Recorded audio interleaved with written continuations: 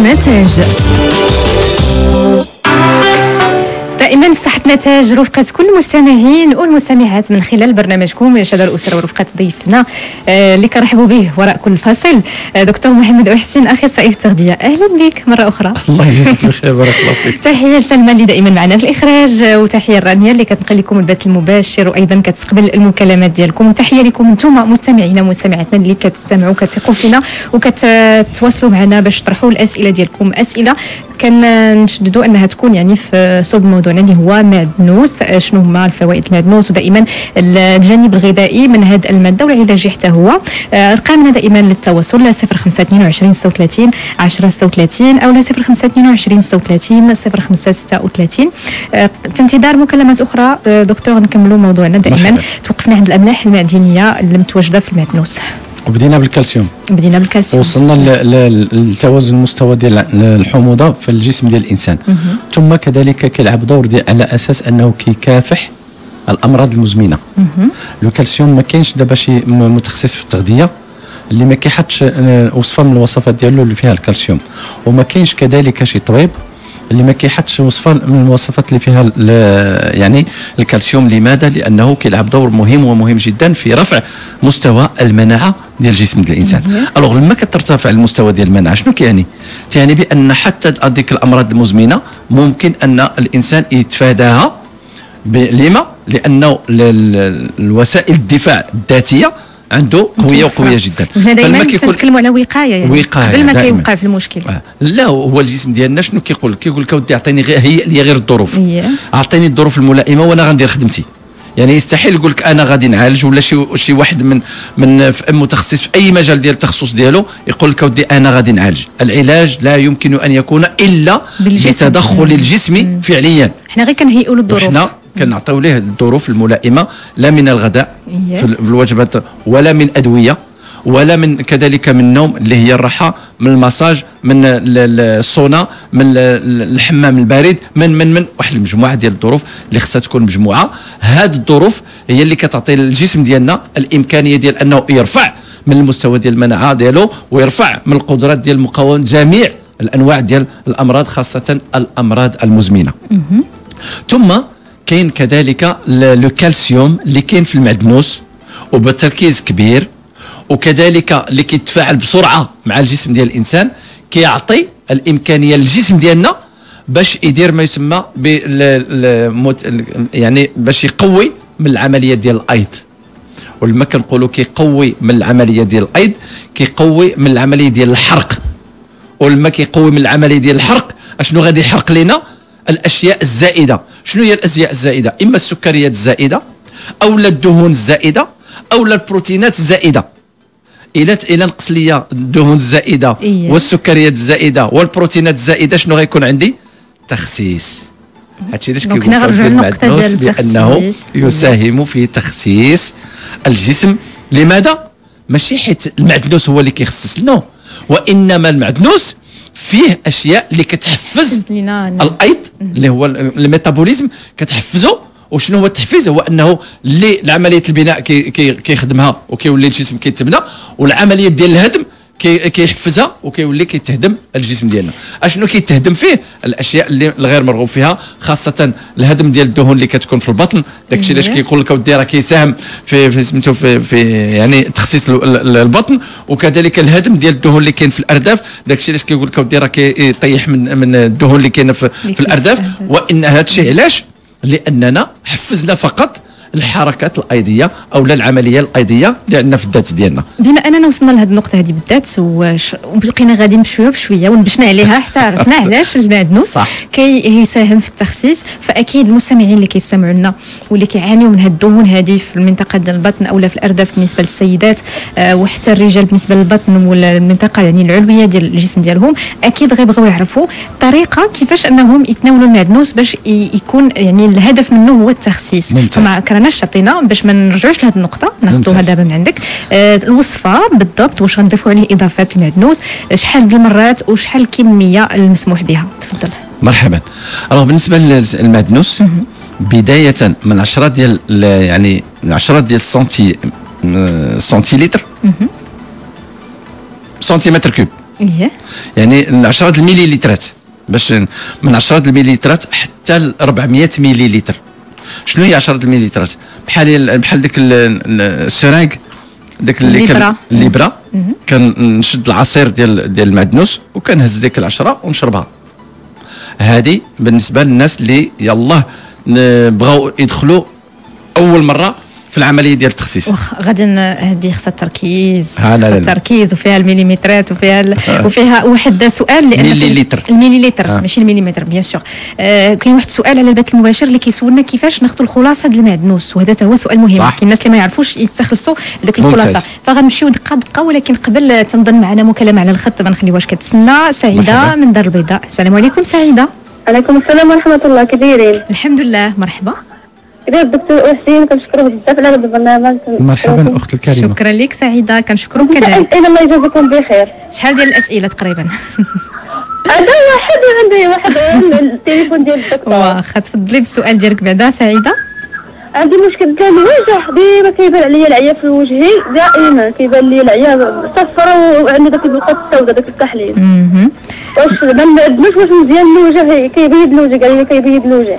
نعم. عندك حتى الهالات السوداء سعيده؟ عندي الهالات السوداء بزاف. مشيت عند الطبيبه ديال الجلد داك الشيء جات لي الدواء، وداك الشيء ما كيدير لي حتى حاجه، الوصفات داك الشيء ما كيدير لي والو. ولكن سعيده قولي لي انت طبيعه الحياه، نمط الحياه ديالك، يعني واش كتسهري، واش كتنعسي في النهار؟ لا ما كنسهرش، كنعس مزيان وداك الشيء كلشي مزيان، ولكن كنتعصب شويه داك الشيء. وعلاش كتعصبي؟ زعما قلت لك وجهي ما عرفت علاش كتعصبي يا سعيده؟ علاش كتعصبي يا سعيده؟ علاش ما بيناش عليك كتعصبي؟ اي حاجه بزاف كنتعصب، هي الدري عاد الدري بغاو داك الشيء. الله يخليه لك. الله يخليه لك يا سعيده. منين كتواصل معنا؟ من دار البيضاء. من دار البيضاء سعيده، من دار البيضاء، مدينه لو ستريس يعني، وكل شيء مستريسي هنايا ياك سعيده؟ نعم. فسعيده كنظن سؤالها واضح ياك. غير نسولك سعيده، ما كتعمليش يعني وصفات لوجهك ولا ما كندير كل شيء كندير؟ قلت لك ما تتبان حتى شي حاجه. نعم. ما عندكش فقر الدم؟ اللي قلتي صفوريه في الوجه؟ لا درت التحاليل ما عندكش. واش الحمد لله. اللي شافني كيقول لك انت واش حامله واش مريضه؟ اللي شافني كيقول لها ما حامل ما مريضه ما والو، ولكن ديما كيبان لي العيا في وجهي. الوزن ديالك كي دايره السعيده؟ كانت شحال دابا عبرت الشهر بحال هكاك عندي 70 كيلو في الوزن. شحال في الطول ديالك؟ شحال الطول ديالك؟ طول الله ما عرفت، ما عبرت الطول، ما عرفت. قول لنا واش طويله ولا متوسطه؟ المهم واحد تعرف راسو. طويله شويه. طويله شويه واخا.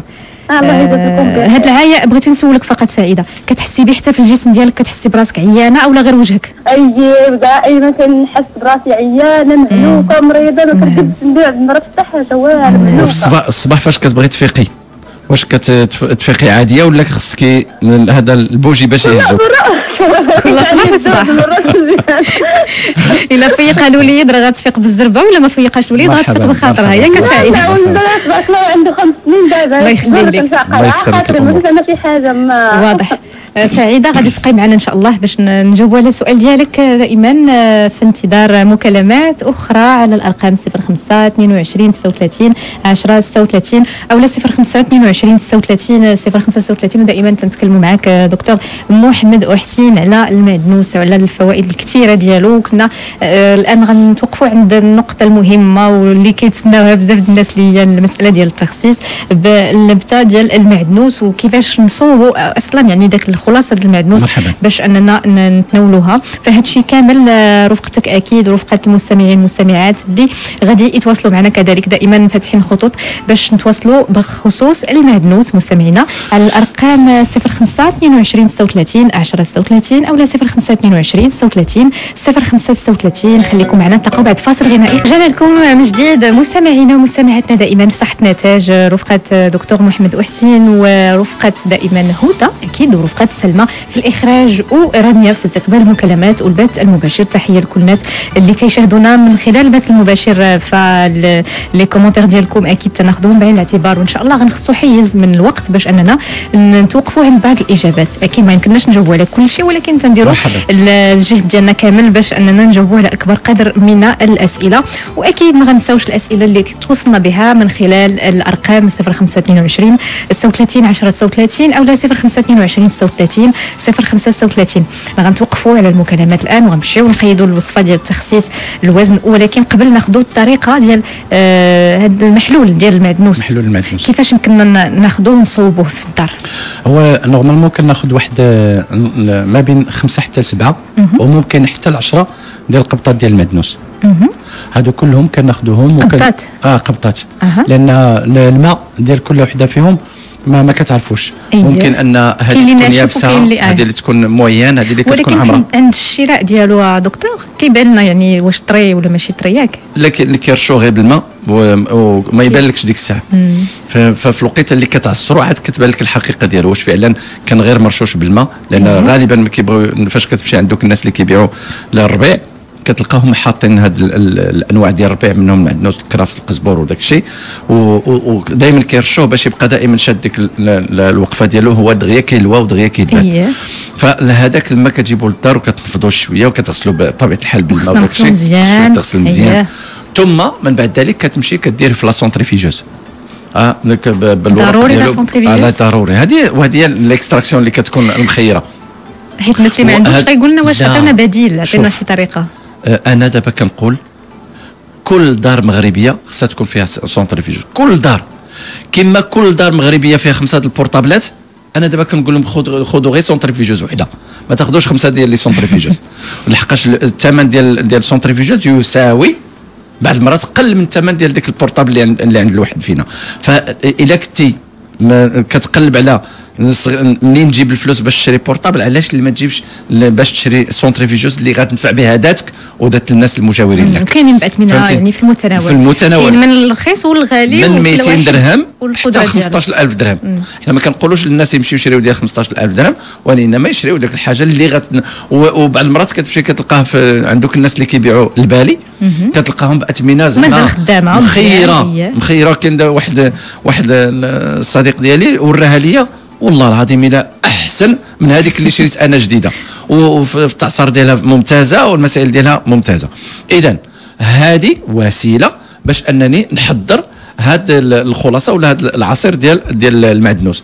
كندير فيه من 5 القبطات حتى 10 القبطات، تيخرج ليا هذاك الماء ديال المعدنوس وكنصفيه، والماء كنصفيه هذاك هو اللي كناخذ منه يا اما 10 المليلترات بالنسبه للحالات العاديه الا كان عندي غير نقص عادي، وكناخذوا حتى ل 400 مليلتر بالنسبه للناس اللي عندهم الحجر في الكلاوي.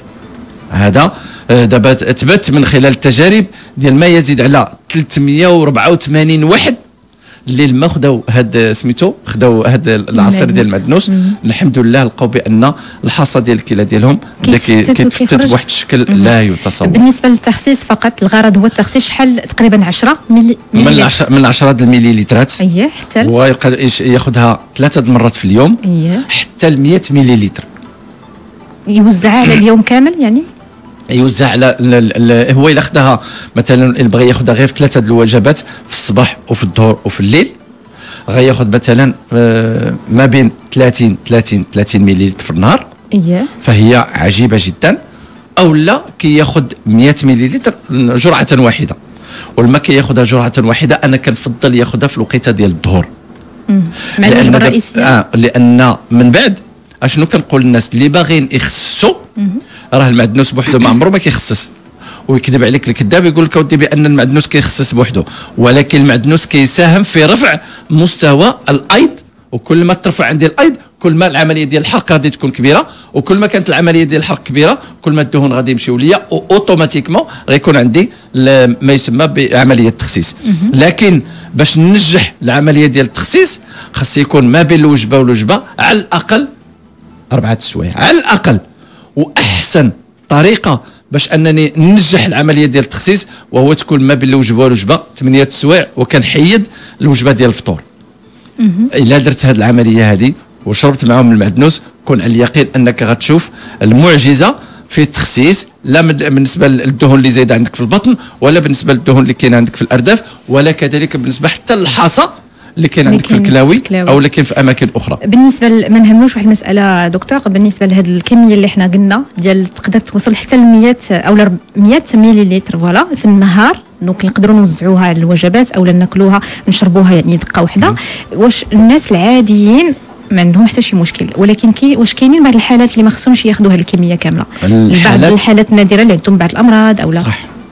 بالنسبه للناس خاصه النساء في الايام ديال الحيضه ديالهم ممنوع منعا كليا انهم يشربوا العصير ديال المعدنوس الفتره ديال الحيض، في الفتره ديال الحيض، لان كتجري لهم الدم بواحد السرعه كبيره، وبالتالي تقدر تجيهم ديك الفيضه. وهنا كتقول ودي اللي بغى يشرب المعدنوس من النساء حتى يكون سميتو بعيد من هذه المحطه هذه، ربما حتى قبل شويه ما خصش. ايوا في الوقيته اللي تكون قريبه السيكل قرب، فاش يكون في لو سيكل كاين. هنا كاين عاوتاني الناس اللي عندهم عارفين بان الطريق ديال مجرى الدم فيه يعني دي زاكسيدون، بحال دوك الناس اللي عندهم جلطه دماغيه، جلطه ديال القلب، كيرعفوا بزاف، هادو الناس ما يكثروش من المعدنوس لان كيجري الدم، وممكن هذيك الاماكن الملتهبه تحل، ولا تحلت لهم غتعطيهم داك يعني الجريان ديال الدم.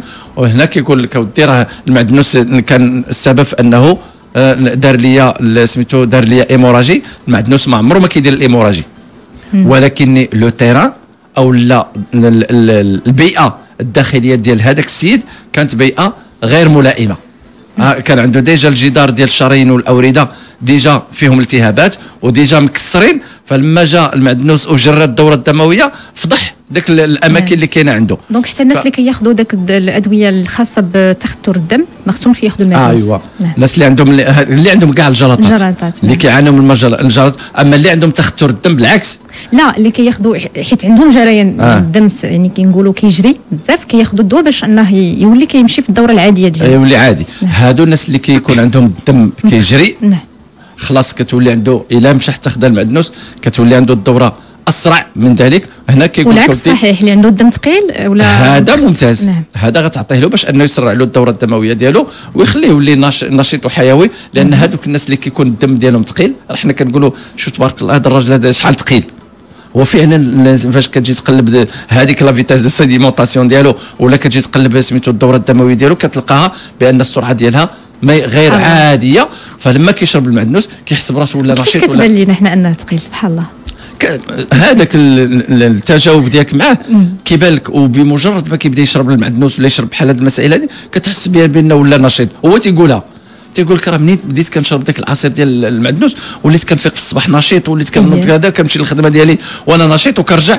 هو شنو السبب؟ كان غير الميتابوليزم حركوا وحفز دوك الشركات اللي كانوا ناعسين عنده ولاو خدامين، وبالتالي ولا كيحس بداك النشاط وديك الحيويه اللي كنتكلموا عليها الان. نقطه اخرى دكتور، بالنسبه للنساء الحوامل هنايا واش خصهم ياخذوا المعدنوس او يتجنبوه في الفتره ديال الحمل؟ هو النساء الحوامل في هذه الفتره هذه جينيرالمون ما كيكون عندهم حتى شي مشكل ياخذوا العصير ديال المعدنوس، ما عندهم حتى شي، بالعكس المكونات ديال ديال المعدنوس غادي تنفعهم جيد، خاصة مع الوليدات ديالهم الجنين اللي باغي لا فيتامين بي، وخاصة لا فيتامين بي 9 اللي حنا كنقولوا لاسيد فوليك اللي هو محتاج ليها، ومحتاج سميتو الواحد البوليفينولات اللي حنا غادي نتكلموا عليهم من بعد في المكونات اللي غادي نسردوها في الحلقة المقبلة ان شاء الله. غتلقى بان هذوك المكونات اللي كاين في المعدنوس محتاجه لهم الام ومحتاج لهم الجنين، واللي غادي يقدر ينفعوا في العمليه ديال الانقسامات، وفي العمليه ديال البناء ديال العظم، وفي العمليه ديال البناء كذلك ديال اللحم، والعمليه ديال الكمال ديال البناء ديال الجنين وهو في البطن ديال الام ديالو. هادو من الاشياء اللي كنحفزوا ان لازم الامهات ياخذوها في اثناء الحمل، عوض داكشي اللي تكلمنا عليه في مثلا في الويزه ممنوع منعا كليا. غير من الكميه دكتور، يعني واش حتى هي نفس الكميه اللي تكلمنا عليها بالنسبه للاشخاص العاديين او لا خاص تنقص شويه؟ هي الاكل ديالها ما تفوتش 50 مليلتر في اليوم ما تفوتهاش. ولا كلاتو في الصلاه او لا في شي حاجه لا خلاص هذيك الماكله ما كنهضروش عليها، لانك كتاخذ هذا الكم ديال العصير كيكون قليل جدا الا خدته ورقي. هذيك الساعه ما كنتكلمش على الكم، شحال ما كلاتو مزيان. نعم واضح. غنتوقف الان فاصل اخر. بعد هذا الفاصل ان شاء الله غنرجعوا لكم مستمعينا ومستمعاتنا باش اننا نجاوبوا على كل اسئلتكم اللي تلقيناها، وغادي نفتحوا ايضا خطوطنا لاسئله اخرى ان شاء الله دائما بخصوص المعدنوس رفقه دكتور محمد أحسين اخصائي في التغذيه. خليكم معنا حتى نتوما، نرجعوا لكم بعد الفاصل. عليكم من جديد مستمعينا، دائما تحيه لكم، تحيه لسلمى الوادي في الاخراج وشكرا لها على الاختيارات الغنائيه، تحيه لرانيا دائما في استقبال المكالمات، وتحيه لدكتور محمد أحسين الاخصائي في التغذيه اللي حضر معنا. اهلا وسهلا بك مره اخرى. الله يجازيك بخير. مازال كنتكلموا على المعدنوس ومازال لنا يعني شويه ديال الوقت باش يعني نهضروا على جوانب اخرى. حنا توقفنا عند المساله ديال التخصيص بالمعدنوس، وقلنا ان ماشي المعدنوس هو اللي كيخصص، بل هو فقط عامل كيحفز لنا العمليه ديال الايض اللي هي كتكون يعني سبب في حرق هذيك الدهون، وان الانسان تيحس براسو انه نقص فعلا من الوزن ديالو، خاصه في المناطق اللي كيتكدسوا فيها الدهون على حساب يعني على حساب الجنس ديال الشخص، واش ذكر او لا انثى. تكلمنا ايضا ان الكميه ربما المسموح بها باش اننا يعني نقصوا في الوزن هو كتمشي حتى ل 100 مليلتر، ممكن اننا نفرقوها يعني على 30 على حساب الوجبات، وكتبقى الانسب هو اننا ناخذ غير 2 الوجبات ياك دكتور، صح، ونخليو 8 السوايع ما بين كل وجبه ووجبه. وتيبقى دائما ان النساء الحوامل حتى هما ممكن ياخذوا المعدنوس في الفتره ديال الحمل، لكن بنسبه اقل. اذا كان يعني على حساب الخلاصه ديالو ف 50 مليلتر كتبقى كافيه بالنسبه للمراه الحامل. كان غتناولوا هكاك يعني بالاعشاب ديالو على شكل سلطه او لا في الطايب، فهنا ممكن انها تاكلوا كيف ما بغات. كذلك يعني واحد السؤال قبل ما نكملوا يعني الاشياء الاخرى بروفيسور، بالنسبه للمعدنوس هنايا كل واحد وكيفاش كياكل المعدنوس. كاين اللي كيطيبوا مع المرقه، كاين اللي كيطيبوا يعني كيطيب مزيان، كاين اللي كيخلي حتى الاخر وكيضيفوا، كاين اللي كيضيفوا خضر في لي سالاد. هنايا شنو انسب طريقه هنا بالنسبه للناس اللي كياكلوا المعدنوس؟ ما كنهضروش دابا على المحلول ديالو، انسب طريقه باش اننا ناكلوا المعدنوس ونستافدوا منه، حيت على حسب ما كنعرف هو حتى داك العمليه ديال المضغ المعدنوس كوميم يعني كندير واحد شويه ديال الفائده بحال سنتريفيجوز، ان كنهرسوا دوك الالياف وتناخذوا داك العصاره ديالو. كاينه ولا لا؟ كاينه. هو المعدنوس الى تخاد طيب عرف بان دوك الفيتامينات اللي تكلمنا عليهم كلهم مشاو. علاش؟ لان في الوقيته اللي كنطيب غالبا غادي نطيبوا في الماء، والليله طيبته مثلا في شي طاجين اللي فيه الزيت ولا هذا، كتولي المساله يعني اكثر يعني ضرر بالمعدنوس. علاش؟ لان في الوقيته اللي كنقول انا غادي نرفع المستوى ديال درجه الحراره في واحد الاناء، وإلا وصلته ل 40 لا فيتامين ا كتمشي ليا، وإلا وصلته ل 90 جميع الانواع ديال الفيتامينات كتمشي ليا، وإلا الماء ديال غير الماء طبخ ليا راه كتولي فيه درجه الحراره تساوي 94 فما فوق. 94 درجه بمعنى جميع الانواع ديال الفيتامينات اللي كاينه في المعدنوس كلها مشات.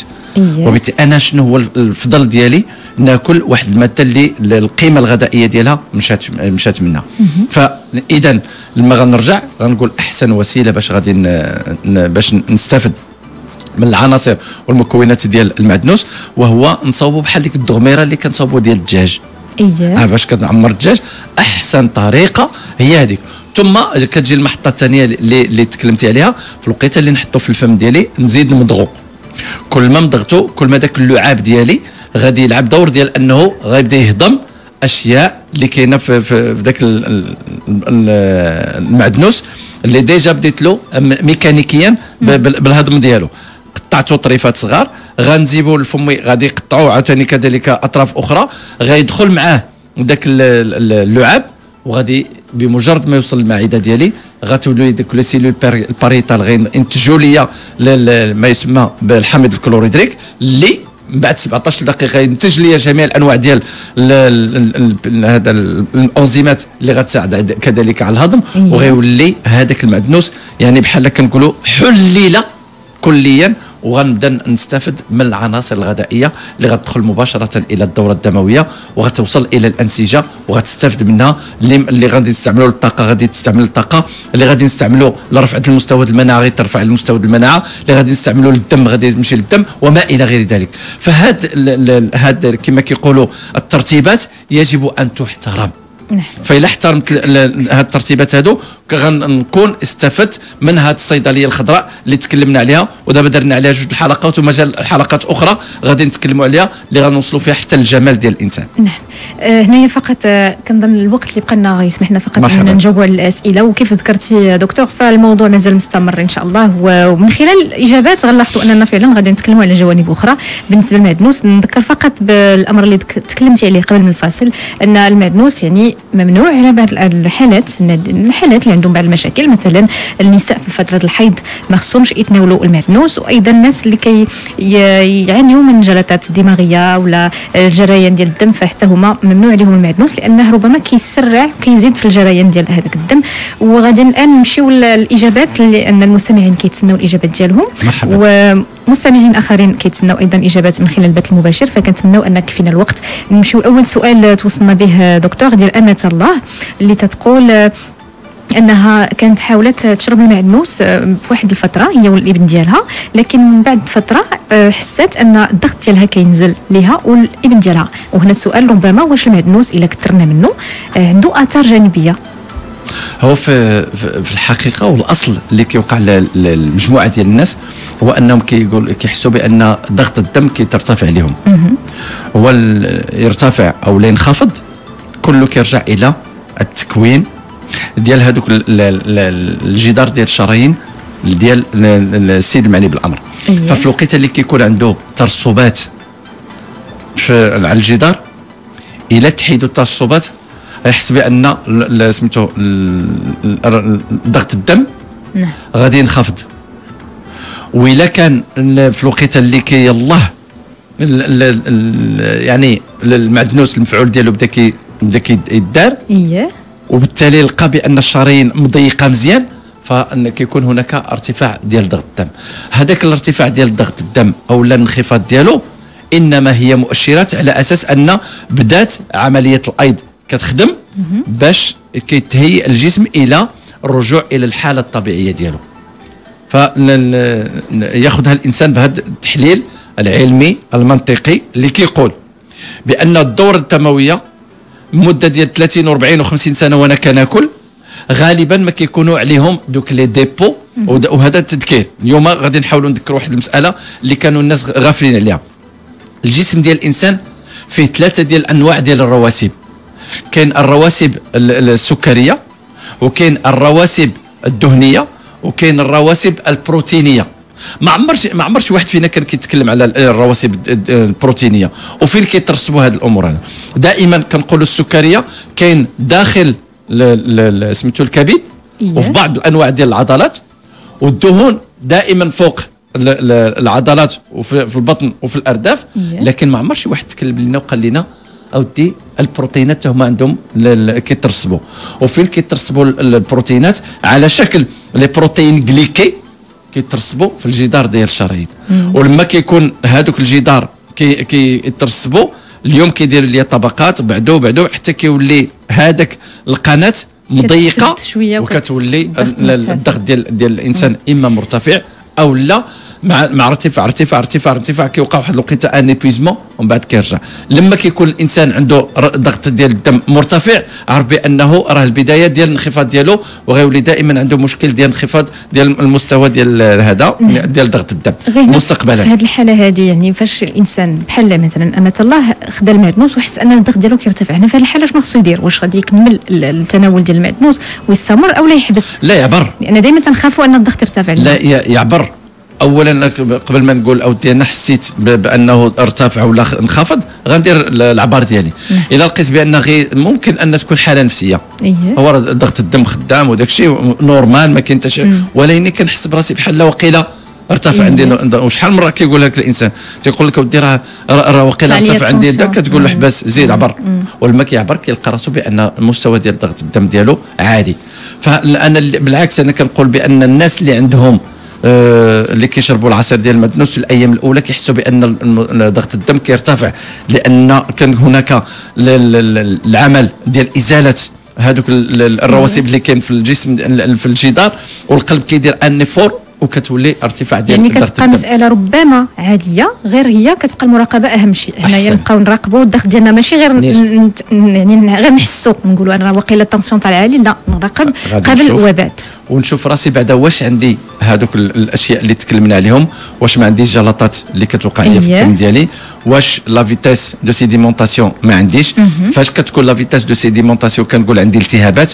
واول فاش كنسمع بان الالتهابات كنقول الجدار ديال الشرايين هما اول الاماكن اللي كيتصابوا بهذه الالتهابات. كندير فيتاس دو سيديمونطاسيون ديالي، كندير كذلك هذا ضغط الدم ديالي، وكنعرف بان هذه الامور الحمد لله عندي مزيانه. انا هذا كناخذ كنخوض في الاكل ديال المعدنوس بدون مشاكل. هنا حاله اخرى، الناس اللي عندهم اصلا مرض ارتفاع ضغط الدم، واش ياخذوا المعدنوس او لا؟ اللي عندهم ارتفاع ضغط الدم يبداو بالصغر، كيبداو بديك 10 المليلترات اللي تكلمنا عليها، حتى كتولي عندهم المساله ديال دوره الدم كتولي عندهم كبيره. ولما يتحيدوا دوك الرواسب ديال اللي ديبوزاو على الجدار ديال الشرايين، انا داك غتشوف بان سميتو المعدنوس غيبدا يهبط لهم في المستوى ديال ضغط الدم مع ديالهم. المراقبه اكيد باذن الله. نمشيو عندنا واحد سؤال ثاني. امة الله تتقول انها تتعاني من مرض لو غوجرون، هو مرض جلدي. هنا في الحاله هو الجفاف الشديد ديال الجلد، ياك على حسب ما شرحتي لي. هذا الامر كيعني ان الاخت عندها مشكل ديال نقص في الاملاح المعدنيه. هذا هو كاين واحد الخطا كبير وكبير جدا. لما ولاو كيسمعوا الناس بان شرب الماء شرب الماء شرب الماء، ولاو مساكن كيشربوا الماء يمينا ويسارا، ولا كيحسب له بانه الا شرب 3 لتر ديال الماء راه دار مزيه في الكرش ديالو او لا في الذات ديالو. لا، راه الا شربتي اكثر من اللازم ديال الماء راه ممكن يكون سبب في ترحيل هذوك الاملاح المعدنيه اللي عندك في الذات ديالك.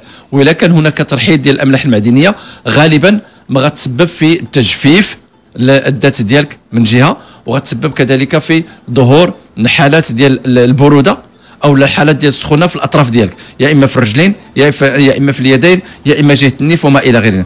اذا لما كنشوف راسي بانه بديت كناخذ الجفاف، بدا كيوقع لي جفاف في الذات ديالي، اشنو كنقول اذا عندي نقص في الاملاح المعدنيه، واللي خداها الجسم في بحال في قمع واحد الاحماض العضويه الزائده في الذات ديالي، اللي جاتني يا اما مقله النعاس يا اما مقوه التلفازه يا اما مقله يعني الحركات الرياضيه يا اما من الاضطرابات النفسيه اللي كنعاني منها في الحياه اليوميه ديالي. كل هذه كتعطيني انتاج ديال الاحماض العضويه اللي الجسم ديالي كيحاول انه يقمع هذيك الاحماض العضويه بالاملاح المعدنيه اللي كياخذها ليا من الذات ديالي.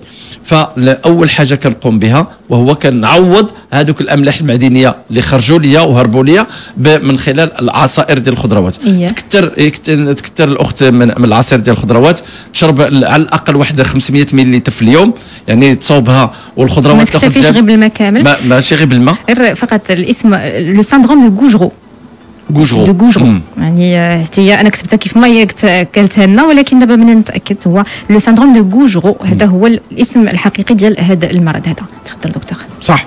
دونك كتكثر ليا من شرب ديال الاملاح المعدنيه، ولما كتكثر منها باذن الله كيكون هناك رجوع ديال هاد المكونات الى الذات، وكتولي تسترجع العافيه ديالها، ولابو كتولي مزيانه، والوقفه ديالها كتولي مزيانه، وكتولي النشاط ديال الذات والحيويه ديالها كله باذن الله يولي مزيان. الله.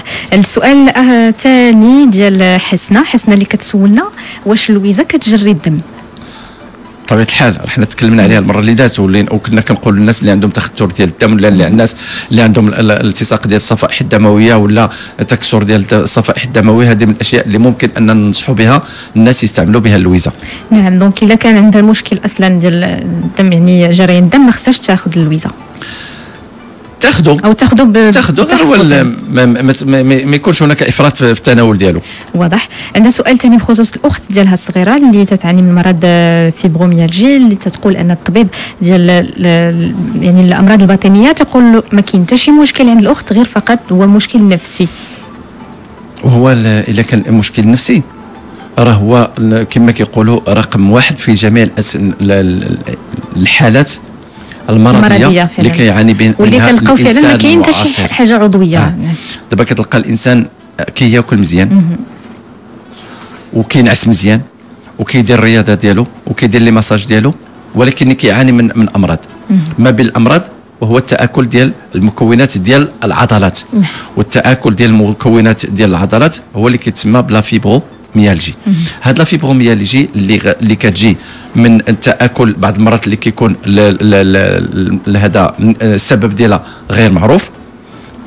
معظم ديال الناس شنو كيقول لك ودي التآكل الغير معروف او لا المرض الغير معروف السبب ديالو حاله من الحالات اللي كيعيشها الانسان في الحياه اليوميه ولا في نمط الحياه ديالو. ما بين الحالات اللي ولات مسيطره علينا هو التوترات العصبيه. الانسان بحال الاخت قبل قليل قالت لك ودي انا كنتعصب غير هكاك غير مع ولدي غير معصب غير هكاك. علاش معصب غير هكاك؟ معصب دونك خصو يكون عنده سبب. وعلاش غنتعصب كاع؟ كل ما برت الدم ديالي كل ما انا اللي غادي نعيش مرتاح، وكل ما عصبت راسي كل ما غادي نرمي براسي الى امراض وممكن تكون من جرائها ويلات لا يحمد عقبها. فلهذا الانسان يضبط النفس ديالو وما فيها باس الى تقلق واحد التقليقه مباشره يخرج منها ويخرج طرق اللي تتبعد علينا التقليقه. بالنسبه لهذه بنيته صغيره يعني صعيب اننا ننصحوها بحال هذه النصائح. لا لا بالعكس. هذه الحاله انا كنقول في الوقيته اللي كنشوف راسي بانني بديت كنتقاس بهذا المرض هذا ناخذ الميلي بيرتوي وناخذ اللويزا. ميلي بيرتوي واللويزا لهم واحد الفائده مهدئه بواحد الشكل لا يتصور. وعلاش كنقول هادو؟ راه انت كتعرفي بان دائما دكتور حسين كيحاول يقلب على الاشياء الطبيعيه النباتيه اللي ما عندهاش اعراض جانبيه وممكن تكون لها فوائد عجيبه. والحمد لله حتى في اللقاء ديالنا مع بعض الاطباء ولينا كنناقشوا هذه الامور هذه ولاو كيقول لك ودي فعلا لما عطاوها لواحد المجموعه ديال لي باسيون ديالهم عطاو نتائج عجيبه وعجيبه جدا. دونك ميلي بيرتوي شحال تقريبا الكميات؟ هما دابا ولاو كيتباعوا في دي جيلول بحال هذه كتاخذ وحده حتى جوج ما كاينش مشكل. لا بحال راك تاكل مطيشه وبطاطا وخيزو هادو سون دي كومبليمون اليمونتير ما عندهمش اعراض جانبيه. ثم بالنسبه للويزا راه حنا عطينا الطريقه ديالها كيفاش يحضرها الانسان كمشروب كمحلول كاتاي شاي. هادو نغطيوها باش ما كنطيرش من الطريقه اللي تكلمنا عليها كتشربها وتلقى راسها بان كان هناك واحد التهدئه عجيبه وعجيبه جدا. نعم. وسولتها يعني قبيله واش ما كانش يعني استشاره مع طبيب نفسي؟ فما فيها باس الا طرقنا جميع الابواب فنطرقوا ابواب كلها باش تنقويو الحظوظ ديالنا. نشوف اخصائي نفسي خاصه الا كان مشكل اكتئاب ممتاز كيف ما تكلمت عليه ممكن يلقاو يعني الشفاء والحل على يده اكيد على يد الله سبحانه وتعالى. ودائما تنديروا بالاسباب. شوف دائما في الوقت اللي كتكون هناك استشاره فعلا ما كنخيبوش غالبا ما كتكون هناك نتيجه عجيبه. اكيد انا ممكن انا نعرف اشياء وتغيب علي شيء ويغيب علي اشياء فعلا. فكذلك لما كتمشي عند هذا وتمشي عند الثاني وتمشي ممكن انه ينبهك الى واحد الحاله اللي انت كتعيشيها بصح. وبالتالي لما كينبهك لهذاك الامر كتقول فعلا انا كنعيش هذه الحاله هذه اذا وبالتالي كتساعد راسك في البناء. واضح. عندها واحد سؤال ثالث حسناء بالنسبه لها هي دارت تحليل مؤخرا ديال الفي اس ولقاتهم طالعين بزاف فتقول 42 و85 مع العلم انها كتعاني ايضا من فقر الدم. العمر ديالها 29 سنه. هادو في الوقت اللي كتلقى هذا النوع ديال التحاليل في هذا المستوى كتقول بان عندي داخليا شي التهابات وهذوك الالتهابات دونك يعني شي حاجه من الاشياء اللي كنعاني منها. وما بين الامور اللي طرقت لها وهو العامل النفسي. ما بين الاشياء اللي كتكون سبب ديالها العامل النفسي وهو الالتهابات الداخليه الغير معروفه الاصل. ماشي كليت شي حاجه وعطاتني التهابات، ماشي بقيت سهر الليل كامل وعطاني التهابات، ماشي ولكن دابا هذه انا كل شيء عندي مقاد ومع ذلك عندي التهابات غير عاديه. اذا الحاله النفسيه اللي كنعيشها هي اللي تقدر تكون السبب. فشنو المطلوب؟ المطلوب هو انني نقلل من الالتهابات اللي كاين عندي باش بالمعدنوس والقزبور والكرافس وكذلك الثوم وزيت الزيتون. فهادو قبطه من الحاجه زائد سنينه ديال الثوم زائد جوج معالق كبار ديال زيت البلديه زائد جوج معالق كبار كذلك ديال الخل ديال التفاح تخلطهم وديرهم بحال ديك الدغميره وتاكل وجيبه مع الفطور وجيبه مع الغداء وجيبه مع العشاء. هاد الخليط هذا نقسموا على 3 الوجبات في الفطور وفي الغداء وفي العشاء، فهو كيلعب دور مهم جدا في ازاله الالتهابات الداخليه. غير هي فقط هي تقول ان التحاليل ديال الفي اس على حسب ما بحثت هو تحليل سرعه ترسيب الدم. ياك يعني هنا عندها السرعه مادام هي تكلمت انهم طالعين، وهذا السرعه، هذه السرعه هو كيقول لك بان كاين هناك في اس، غير كتسمع الفي اس هناك التهابات داخليه مرتفعه. هذيك الالتهابات الاصل ديالها يا اما كيكون عندك ميكروب، او لا كيكون عندك ماده غريبه، او لا كيكون عندك تسمم. يعني غير ماشي مشكل هنا تاخذ المعدنوس في الحاله، لا ماشي مشكل بهذه الطريقه اللي تكلمنا عليه، ماشي عصير، بهذه الطريقه يعني قبطه زائد سنينه ديال الثوم، زائد جوج معالق كبار ديال زيت البلديه، زائد معلقه حتى لجوج معالق كبار ديال خل التفاح، وتقردهم بحال ديك التقريده ديال الدغميره. وهذا سميتو الخليط كنحطوا وجبه في الفطور، وكنقسموا على 3 الفطور والغداء وفي الليل، وكناكلهم. وان شاء الله كتكون هناك الالتهابات اللي كاينه عندي كنزولها، او كناخذ لوشيه. اللوشيه هي من الاشياء العجيبه جدا في ازاله الالتهابات ديال الذات. سؤال فقط بالنسبه لسعاء حسنا، هي كتعاني من فقر الدم، وكنسمعوا المعدنوس انه حتى هو كيصلح لفقر الدم، واش صحيح المساله؟ هو المعدنوس وسريعا وسيله من هذا الامر هذا. اولا بالنسبه لفقر الدم دائما كنا كناخذوا باربه وتفاحه وليزيبيناغ والعسل ديال الفصه. واضح. بالنسبه لامانه الله نسيت سولتنا واحد السؤال وعاد تفكرته دابا، سولتنا واش ممكن تزيد العسل للمعدنوس؟ ماشي مشكل، ما كاينش مشكل، لا ما كاينش هناك تعارض. واخا نمشيو الان سؤال ديال عائشه كنظن جاوبنا على السؤال، لان سولتنا واش المعدنوس كينقص الوزن في منطقه البطن، فنعطينا الطريقه كذلك. بالنسبه لسكينه من مراكش، المعدنوس واش كيفيد في حاله لاختروز تاكل الغضروف؟ هو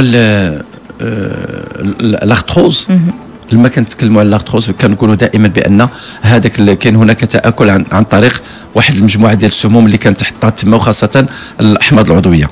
فاول حاجه اللي خصنا نقول هذا، هذوك الخلايا اللي كاينه في ذاك الغضروف بدات كتاكل، باش يتعاد البناء ديالها خصها تغدى، وباش تغدى خص يوصل لها الدم، باش يوصل لها الدم غالبا مع لاج هذوك المناطق كيكونوا الدم ما كيوصلش لهم. اشنو هي الوسيله؟ هو اننا نكثروا من الشرب ديال العصير ديال الرمان. كل ما كثرت من الشرب ديال العصير ديال الرمان، كل ما كثرت من الشرب ديال العصير ديال البربه، فهي من الاشياء التي تحفز يعني دوك القنوات انها تفتح بسرعه. ولما كتفتح كتجي الوسائل خصنا نغطيو ديك المنطقه باش نغطيوها بالعصير ديال الخضروات. فالشرب ديال البربه والعصير ديال الرمان وسيله من تسريح القنوات، وثم بعد ذلك نكثر من العصير ديال الخضروات وسيله من تغذيه دوك الخلايا. وكان الخلايا ديال الغضاريف كتولي كتنتعش وكتحيا وكتعاود البناء ديالها، وان شاء الله تولي لاباس. واضح. غير باش ما نهموش سؤالات ثاني اللي تكلمت على تقنيه البي ار بي، واش عندها يعني واحد النتائج جيده في الحاله ديالها؟ فتقنيه البي ار بي هي كتعمل عند الاخصائيين في العظام والمفاصل، واكيد غيكون لنا يعني حصص وكنا حلقات معهم ونقدروا في هذيك اللحظه نجاوبوا على هذا السؤال هذا. بالنسبه لسعيده من الدار البيضاء اللي سولتنا على كتحس بالعياء الشديد في الجسم ديالها في الوجه ديالها، تتقول ان الوجه ديالها دائما صفر، الهالات السوداء، عندها شويه وقيله الوزن زايد على حسب ما قالت 70 كيلو، في شويه هي الطول متوسطه يعني ما طولش بزاف. هنايا سولتنا ربما جماليا المعدنوس واش ممكن تعملوا الوجه ديالها باش تستعيد داك النضاره؟ المعدنوس غادي نوصلوا ان شاء الله للحلقه ديالو في الجانب ديال الجمالي. كل ما كلا الانسان المعدنوس بزاف، كل ما كلاه يعني مساله ديال دخول المعدنوس الى الجسم ديال الانسان. كل ما كلاه كل ما اعطى واحد الكم هائل من الكولاجين، والكولاجين كنعرفوا الدور ديالو في تفتيح اللون ديال البشره وفي يعني ازاله ذاك الانكماشات اللي كتكون في الجسم ديال الانسان وفي الجلد ديال الانسان، خاصه في الجلد ديال الوجه. وهو من الاشياء التي تستعمل الان في بعض العمليات التجميليه. هذاك الكولاجين اللي كاين في المعدنوس كولاجين يعني تناولا ناكلوه كيتكال مفيد جدا. وكذلك ممكن انه يدار على شكل ماسك. هذا ان شاء الله غادي نتكلموا عليه في تحضير ديك الوصفات ديال لي ماسك ديال الوجه. نعم. غير فقط واحد الرساله خصني نبلغها لك، وعاد تفكرتها واحد السيده اللي سولتني على الفيسبوك يعني وقالت لي فكر دكتور حسين انه كان وعدنا بنعطينا طريقه تنظيف الوجه بالزيوت. مرحبا. فغادي نديرها لك في بالك باش ان شاء الله نرجعوا لها ونتكلموا عليها في حلقات قادمه. اما الان للاسف ما بقاش لنا الوقت معك دكتور وما كنسخاوش بك كيف العاده. مرحبا. كنتمنى اننا نكونوا قدمنا اكبر قدر ممكن من المعلومات، وان شاء الله موضوعنا مازال مستمر في حلقات اخرى. شكرا لك دكتور. مرحبا. شكرا لك. اهلا وسهلا. شكرا للمستمعين ومستمعاتنا اللي كانوا معنا هذا الصباح.